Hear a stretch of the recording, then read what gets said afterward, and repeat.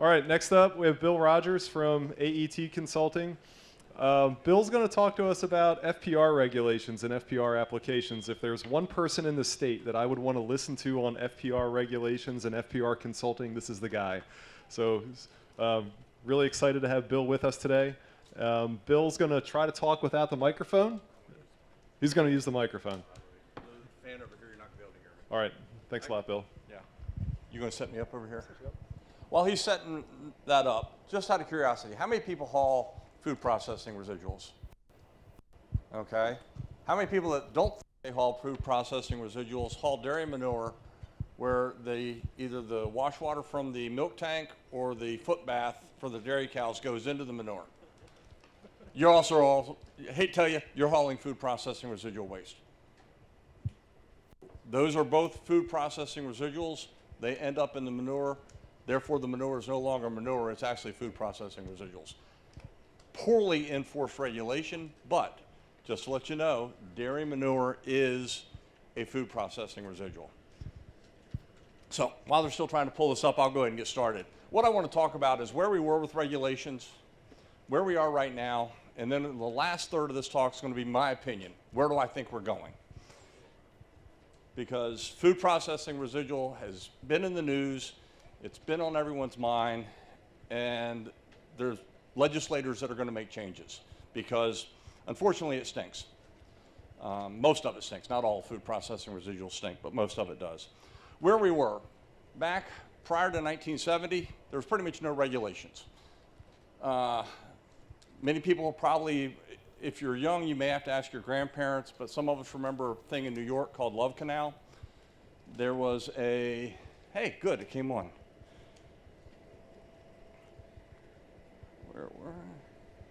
Go ahead and see if we're, okay, here we go. Yeah, Love Canal. Basically in Niagara Falls, there was a landfill.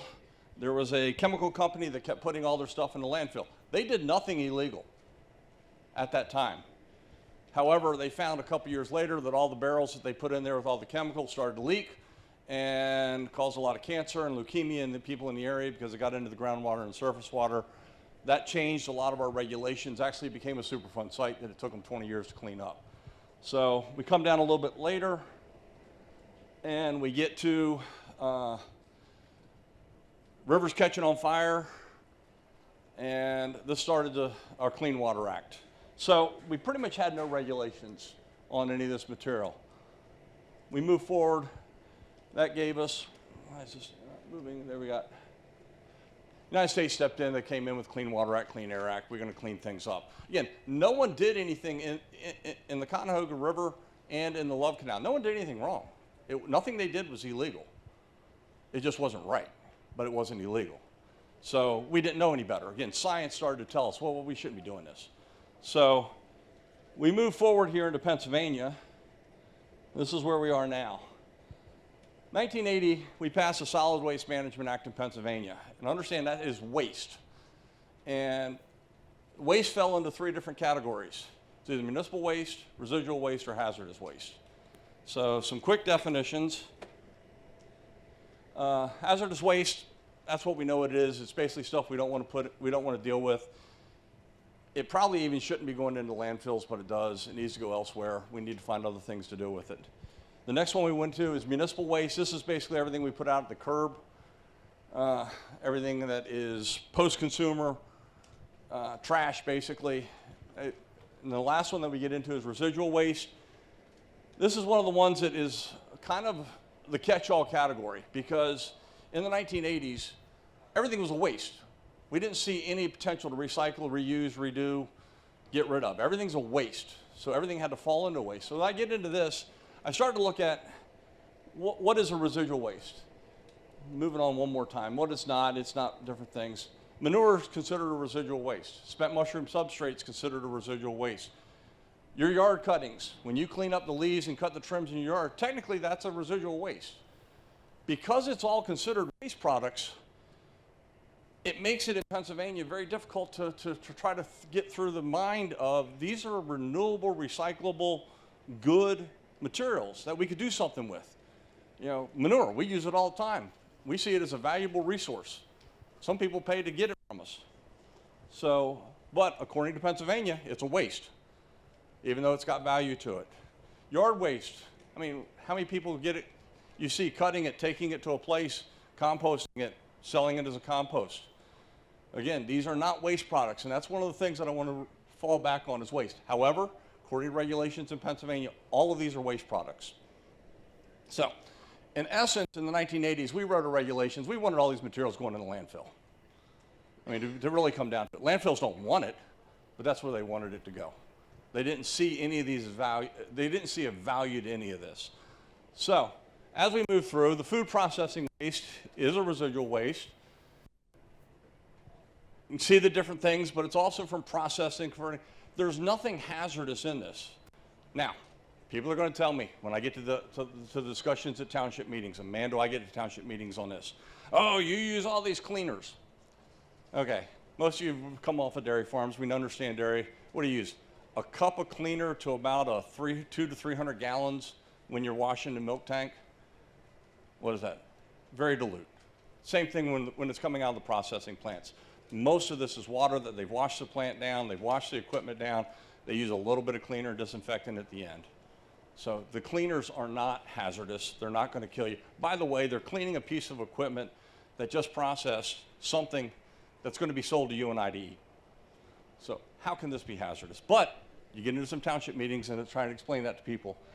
Move next, sorry, thank you for the help. What it's commonly referred to, it's actually called food processing residual waste. A lot of people call it FPR. DEP calls it a residual waste.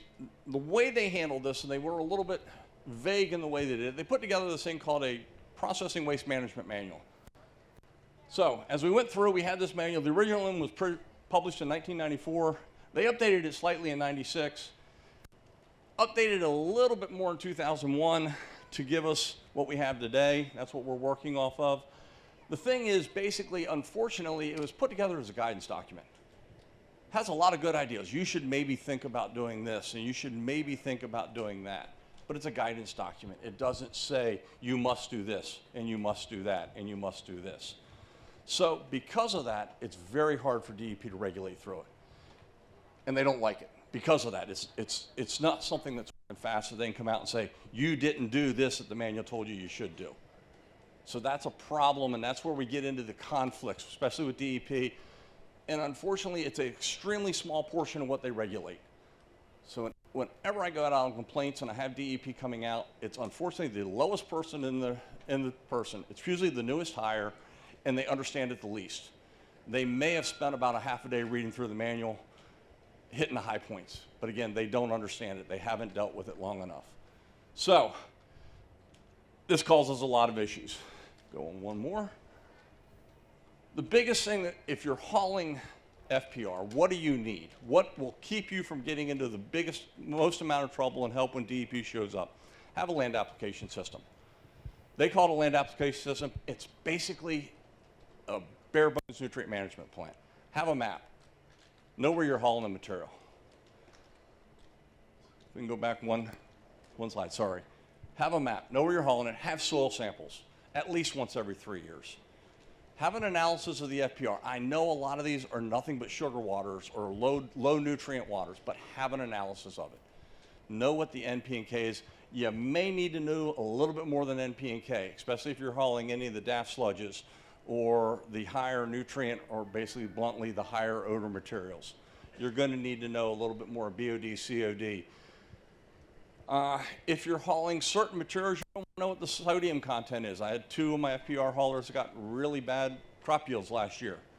They basically were hauling a form of Gatorade, and the salt content of that was pretty high, and the sodium content then went out in the field, and we turned our field slightly sodic. We were able to fix it. It's not a hard time to do, but do a little bit more than just the basic NP and K. Crop yields. Know what you're getting. Biggest one, have a conservation plan or an agriculture erosion and sediment control plan. Lastly, have your land application records. If you have these items, when DEP comes out, 99% of the time on an odor complaint, you're going to squeak through the inspection pretty quickly. Go one more thing. Setbacks are one of the big things that we need to get into. FPR setbacks are very different than manure setbacks. Manure, biggest one, 100 feet from a well, 35 feet from a creek. Other things give or take a little bit depending on where your manure came from. FPR, they're pretty some adamants. 50 feet from a property line, 100 feet from any neighboring house or well. You need to be making sure you follow these setbacks when you're hauling nothing but FPR. Again, easiest way to get in trouble with DEP is to apply somewhere within these setbacks, and when they come out there with their roller wheel and they measure and you're 280 feet from that house instead of 300, that's when they have an easy one to say, nope, sorry, the manual says setbacks. So make sure you follow the setbacks. Again, it's back to your map. Make sure you have a good map so you know where you're land applying these materials. It'll keep us out of a lot of trouble. Let me go one more, thank you. Site characteristics or other things, we have to have at least 2 feet of good soil. You can't be hitting bedrock within 2 feet. You can't be hitting high water tables within 2 feet. Now, DEP is going to harp on this thing called a regional water table. And they're going to say that if you hit groundwater, digging a hole, you've hit the regional high water table. No, you probably hit a perched water table, but you haven't hit the regional high groundwater table. Go pop the top of the well. That will tell you where the regional high groundwater table is. In this area, it's deep enough we never hit it. The only time that comes into play is when we get up around Lake Erie and a few other places where we're very low. But in this area, our regional high water table is 20, 30, 40 feet in the ground. So again, they think as soon as you hit it when you dig a hole, no, that's a perched water table. That's not a seasonal high or your regular groundwater table. Pop the well, that's when you find out what that is. But understand, make sure, again, these are things that DEP will catch you on very quickly. Oh, no, there's a rock outcrop in that field. You applied right up next to it. You got to make sure you're not making that mistake. Go one more. Why is FPR became a problem? It's because of odor. Let's get back to it. It is because of odor. I'm not from Pennsylvania. I'm originally from somewhere down south. And when I first moved up here almost 30, 35 years ago, the biggest complaint in this area was pigs. God, we do not want any of these pigs in this area. They stink. And at that time, I went to so many township meetings helping farmers put in new pig barns because they stink. They're the worst thing in the world. And unfortunately, at that same time, there was this company in North Carolina that had a manure storage that had broke loose because they cut a hole in the side of the storage and didn't fix it correctly. And oh man, I saw all those, pigs are going to kill us because one company in North Carolina made a mistake. What do we do in the pig industry? We put our manure storages underneath our barns. Out of sight, out of mind. So they didn't think they stunk as bad. Was it good for the pigs? No, it's actually bad for the pigs. Air quality in those barns is not the best in the world. But it kept us from having problems with townships. And if I ever hear the word Pfiesteria, I'm glad I haven't heard it in many years. Many of you older, you may remember Pfiesteria is a little thing. It's a dinoflagellate that kills fish. What they have found is because of high phosphorus in our surface waters, this dinoflagellate grows very well and it causes sores on fish and kills fish, causes fish kills.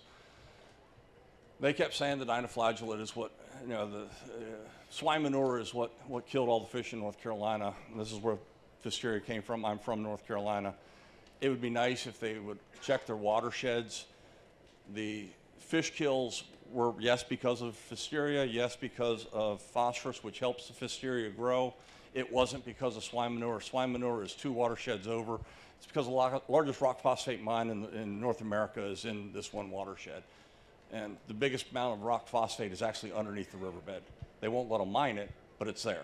That way, that river just naturally has high phosphorus, therefore it has a dinoflagellate. But odor. If there's any way we can start to reduce the amount of odor that our neighbors get, and again, it comes down to the neighbors, it's a new smell. Just like the swine barns were 25 years ago. It's a new smell that they're not used to. And I'm going to pick on someone. Dean, when your citizens in your township come in and start to complain about odor, how hard is it for you to tell them, sorry, there's not much I can do? But it ain't easy. And you're actually a farmer, so you understand. But most of these supervisors in these townships are not farmers. And when it comes down to odor and the citizens start to come in and complain about a new odor that they're not used to, that may be a little bit more pungent than they're used to, they're not going to be happy. And the township supervisors are going to start to make changes. Right now, they can. So let's do what we can to to reduce the odor. The biggest thing, though, is DEP cannot regulate odor from land application. Right farm law does not allow them to regulate odor from land application. They tried to do it with manure back, 10 years ago, 15 years ago when they passed the acre law. They tried to see if we can, that's when we got our odor management regulations because we're here to get our credits. However, they realized they can't regulate odor from land application. They can regulate odor out of our animal housing facilities and our manure storages. I think that's where we're going to also be going with our FPR storages, is it'll be regulated at the storage level, at the production level, but not at the field level. So let's do what we can. First of all, FPRs have odors. Not all of them do. Some of them are just sugar water, and again, no one smells anything. But it's probably about 15–20% of them have an odor that people don't like. Let's look to be a good neighbor. Know which one of your FPRs stink a little worse than the others. Let's also try to inject the materials, the ones that stink the most, let's inject them. You got a good equipment here today to look at that's good for injecting. Let's also think about when we're applying these. Don't do like some people do and apply it the Thursday before July 4th. We know everyone's going to be outside, and I'll go ahead and be, Mama she hangs the laundry outside on that day, and it smells. She ain't happy. If Mama ain't as Humpy Wheeler, I also follow NASCAR. If Humpy Wheeler said when he was promoting NASCAR racing events, when Mama ain't happy, ain't no one happy. So we make sure the women's bathrooms are the best looking bathrooms in the place. Guys will use any bathroom in the world. Women will not. So again, we got to think about our neighbors. Stay away from those kind of holidays. Let's stay away from the weekends. Monday, Tuesday, and Wednesday are great days. People, when you start to get to Thursday, you know it's going to hang around for a few more days. Now you're getting into your weekends. So let's think about that a little bit. I think if we would think about that a little bit more, a lot of these regulations wouldn't be coming at us. So if we go one more, I think that finishes where we are. Treatment, we can think about treatment. I see there's a couple people that have some pit additives, anaerobic digesters. Expensive treatment system, but it will do away with the odor. So if we go one more slide. Yep, education. Most of these people, again, we're getting more and more of our neighbors that are not from the farm, not ag-related. They don't understand what we do and where we are. Our townships, I'll pick on them now, do a horrible job with zoning and planning, and they let any farm subdivide off 2 or 3 houses. At first, those 2 or 3 houses may be owned by the family boys or girls of the family, but you get another generation down the road, they're owned by someone else. They have no clue what the farm's like. They have no clue that you work at 2 o'clock in the morning or 4 o'clock in the afternoon and later, and that it's going to stink. But that's just the way it is. So where are we going? And the rest of this is, a lot of this is my opinion of where we're going. And take it for that. Take it for it as my opinion, and you know where most opinions are. So we have 2 bills that have been introduced. Actually 3. We have 2 that have been introduced in the House, House Bill 586 and 587. 587 is a pretty simple one. I think it's not going to be a bad idea. A lot of here signed up to get our points from manure hauler and broker.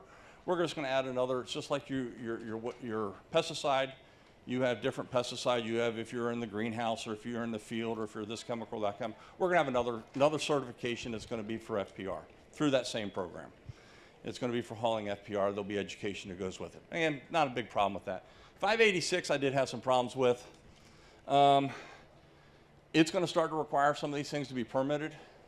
That land application at FPR will require a general permit. This is a good renewable resource. I don't know why we have to have permits. We don't have to have permits to haul manure. Why would we have to have permits for FPR? It's because legislators are getting yelled at and they want to come up with some solution. The biggest one I saw in this 586 that I didn't like was you have to, if you're going to land apply in a township, you have to be compliant with the local ordinances. Okay, if your township doesn't want FPR applied in their township, what do you think their ordinance is going to say? You can't apply it. Okay, you have to apply with the local ordinance. This says you can't apply it. Well, guess what? You got to go find somewhere else to go. So this is some of the things I didn't like in this. It attempts to regulate odor from land application. They can leave that in the bill, and if it gets passed, it'll get kicked in the courts pretty quickly because the right to farm law clearly states you can't regulate odor from land application. So these 2 bills have passed the House. They have been sent over to the Senate, And the Senate hadn't done anything, unfortunately, because we still don't have a budget. We're a month late, and we still don't have a budget, and nothing's going to happen until we get a budget. So this is still sitting in the Senate.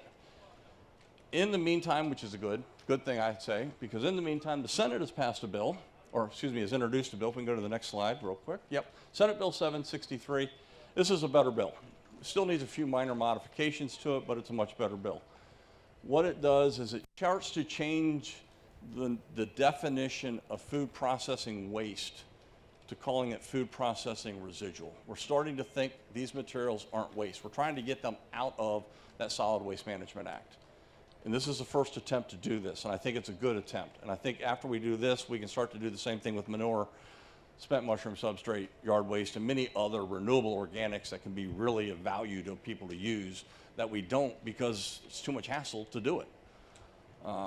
Most townships don't have yard waste recycling centers because it's just a pain in the tail to get one together and get all the permits. If we get it out of the waste, maybe it'll be a little easier to do, be enough organics that, you know, we can reuse the material versus having to haul them to the landfill. Again, landfills don't want all these materials. All of this material going to landfills is what causes the methane in the landfills that they then have to deal with. One of the things is FPR is all pre-consumer. So when you go to the restaurant and you eat dinner and you leave half the potatoes there because you're looking for your diet like me and you're trying not to keep your blood sugar too high, the restaurant can't scrape that into another container and let someone have it to either for feed or to be ground up and land applied because that's considered a waste. That has to go to landfill. So I have a lot of people who yell and scream at like Dunkin' Donuts, man, you threw all those donuts out. Why didn't you give them to the local food bank? Why didn't you give them to the homeless people? Because legally they can't. That's post-consumer, therefore it must go to the landfill. Big waste as far as I'm concerned. So what this does, what I'd like to see added to this is we've all been through all these programs to where the State Conservation Commission, PDA, gets a regulation and then they're allowed to put together a new manual. And that's what this law is going to do, is it's basically going to push the program to PDA and to the State Conservation Commission. It'll come out of DEP with this Senate bill. They're going to be required to rewrite the Food Processing Management Manual. But the way it reads right now, they will rewrite it. What a few of us that are working with the Senate would like to see is we'd like to see a board put together that includes people like yourself that haul this material, people like myself that work with this material, some more people out of Penn State that have done research with this material, to start to say, not just staff changing the regulations, because we've all been there with the nutrient management program. How often does the staff just rewrite something in the manual and we all have to follow it and we don't have a whole lot of choice? Same thing with the stormwater management manual. It gets rewritten and we all have to just accept it. So we'd like this to have a staff to say to this board, we'd like to do this, and the board would then say yes or no. So that's one thing we'd like to add. We'd like to add the idea of treatment. Treatment's not listed in here anywhere, so the treatment is kind of a vague area. Basically, it's for some of my FPR haulers that like to put in anaerobic digesters. Make it a little bit simpler.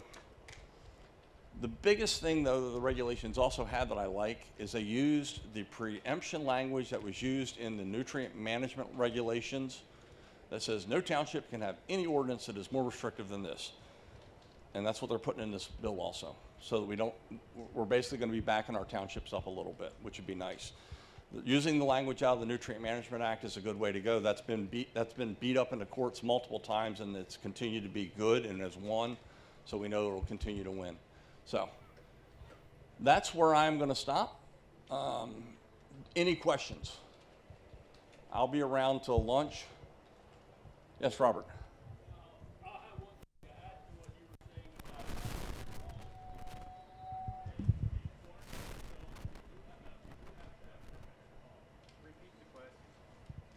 What was that again? Sorry.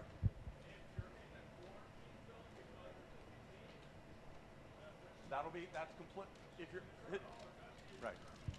Just quick, the comment was, if we have avian influenza much more now around.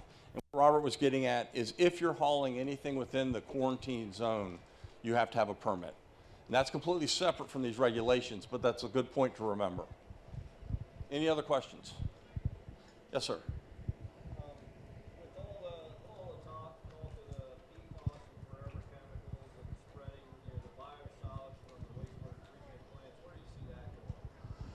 Okay, we'll back up first.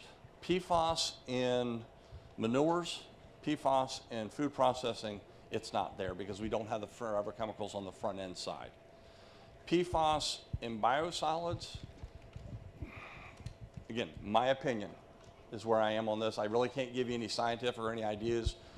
I don't know, but it's going to be one of those to where until we say you can't produce it anymore, we're not going to get rid of it on the back end.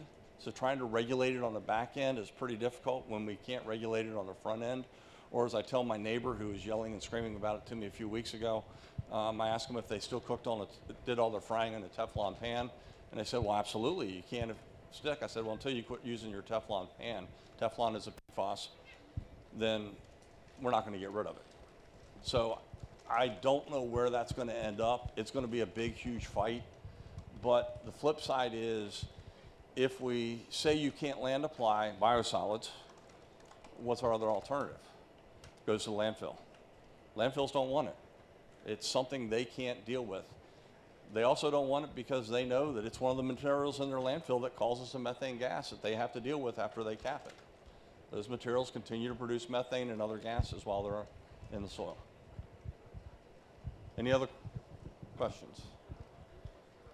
I know I'm between you and lunch, so I'm trying to keep moving.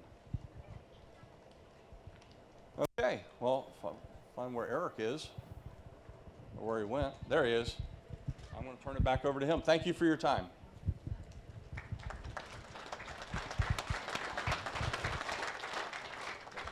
Okay, thanks a lot, Bill. Good information.